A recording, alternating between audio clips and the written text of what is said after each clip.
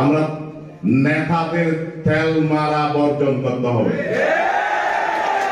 2 নম্বর হচ্ছে এই বোয়ালখালীতে ছাত্র দল বিভাজিত, এই বিভাজন থেকে ঐক্যবদ্ধ হতে হবে। এই ঐক্যবদ্ধ হলে ছাত্র দলের সফলতা আসবে। আমরা 80 দশকের ছাত্র দলের ছাত্র নেতৃত্ব দিয়েছি। এই বোয়ালখালীতে ছাত্র দলের নেতৃত্বে বিএনপির কমিটি নির্ধারণ করে দিত কে সভাপতি হবে, কে সেক্রেটারি হবে। আজকে ছাত্র দলের সেই ঐতিহ্য হারিয়ে গিয়েছে একমাত্র বিভাজনের কারণে। সেই জন্য আপনাদেরকে ছাত্রদেরকে আহ্বান করব, আপনারা আপনার স্বার্থগুলি দেখেন, ঐক্যবদ্ধ হন, আবারও আপনার সেই ছাত্র দলের ঐতিহ্য ফিরে আসবে। আপনারাই বিএনপির নেতা কে হবে সেটা নির্ধারণ করা সম্ভব হবে।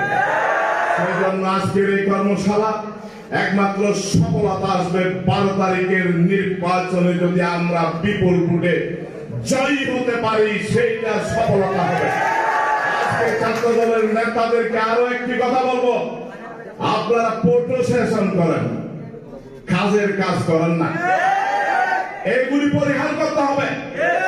আজকের এই কর্মশালা মানুষের গোর দুয়ারে যদি পৌঁছে না যায়, এই কর্মশালার যে প্রশিক্ষণ দেওয়া হয়েছে সেই প্রশিক্ষণের বার্তা যদি মানুষের দুয়ার দুয়ারে না যায়, ছাত্র দল সেই কর্মকাণ্ড যদি করতে না পারে তাহলে ব্যর্থ হবে এবং 12 তারিখের নির্বাচন সফলতা অর্জন আমরা করব, কিন্তু আমাদের আশানুরূপ সফলতা অর্জন করা সম্ভব হবে না।